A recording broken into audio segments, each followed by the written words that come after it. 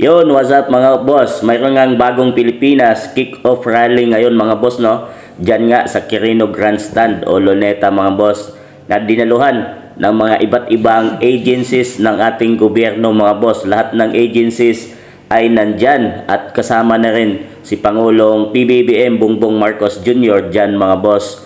At ito nga ay tema para sa pagbabago ng Pilipinas mga boss, no? At ito yung ipinapahayag ni PBBM dito mga boss. At bago natin umpisahan yung rallying yan mga boss, ay mayroong pasaring itong si Sandra Cam mga boss, tungkol nga dito kay Tambaloslos o kilala natin bilang si Speaker Martin Romualdez mga boss, no? Na siya nga ang sumisira daw ng Uniteam at kay PBBM mga boss. So ito nga ay ating pakinggan yung salita ni Sandra Cam mga boss, ang katotohanan tungkol nga dito kay PBBM. At sa rallying ito mga boss ay may pinahayag siya dito kung bakit ba daw dinaluhan ito ng mga iba't ibang agencies ng government mga boss. So panoorin natin.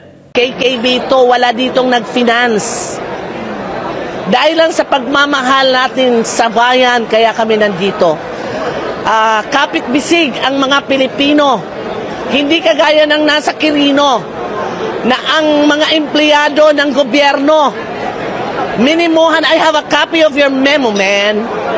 Maraming nag-send sa akin ng memorandum ng lahat ng government agencies sa Manila. Even the barangay captains nang gingawa ng memo ng kanilang mga mayors to participate for the kick-off. Ano ito? May rally tayo? Wala naman tayong political ngayon. Bakit kailangan ng kick-off rally sa Quirino? Bangon Pilipinas, hindi ito Bangon Pilipinas, kundi ilulubog nyo ang ating bayan.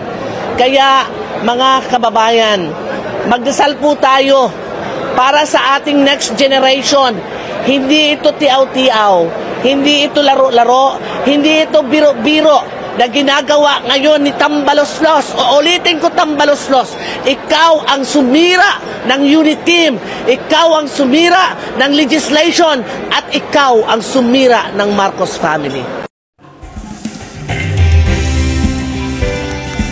Magandang gabi po Pilipinas. Ako po si Paolo Bejones at kasama ko ngayong gabi ang ating Pilipinas 2021 runner-up and Miss Cosmo World 2022, Miss Maydi Cruz. Magandang gabi, Paolo, at magandang gabi po, Pilipinas!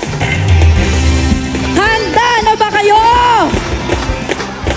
Malakas, pero alam ko, live na live po tayo. Itaas natin ang ating mga watawat. Muli, handa na ba kayo para sa isang bagong Pilipinas? Handa na! Welcome po sa ating bagong Pilipinas Kick-Off Rally dito sa Quirino Grandstand! Kamustahin natin ang mga kasama natin dito mula pa sa iba't ibang panig ng Metro Manila at Luzon. Mag-ingay!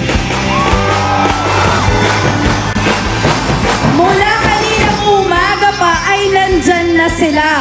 Kahit init ang araw, talaga namang walang makakapigil sa ating mga kababayan. At kasama din natin ngayong gabi ang ating mga barangay officials.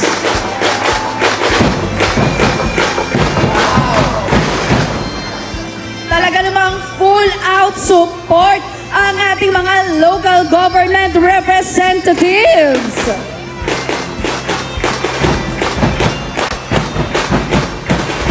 At syempre, nandyan din ang iba't ibang mga national government agencies and departments. Yes! Napakarami nila, kompleto dito. Banggitin natin ang ilan sa kanila. Ang DTI, Department of Trade and Industry. Kasama rin natin ang DepEd, Department of Education. Kasama rin natin ang DOH, Department of Health. Kasama rin natin ngayon ang Department of Human Settlements and Urban Development. Ang DSWD nandyan din. Gaya ng sinabi namin, kompleto po, nandyan sa lahat hindi pa namin babanggitin, pero maraming salamat po sa inyong pagdalo ngayong araw na ito.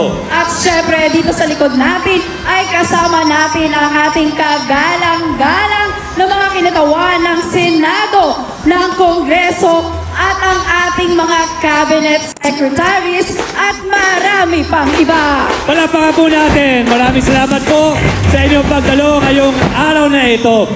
Gaya ng sabi, talagang kompleto, buong pamilya, whole of government, whole of nation approach talaga itong bagong Pilipinas. Lahat ay kasama, lahat po ay kabilang. Tama ka dyan, Paolo. At hindi lang dito ang selebrasyon dahil buong bansa ay nakikisa sa atin at kasama natin sila virtually.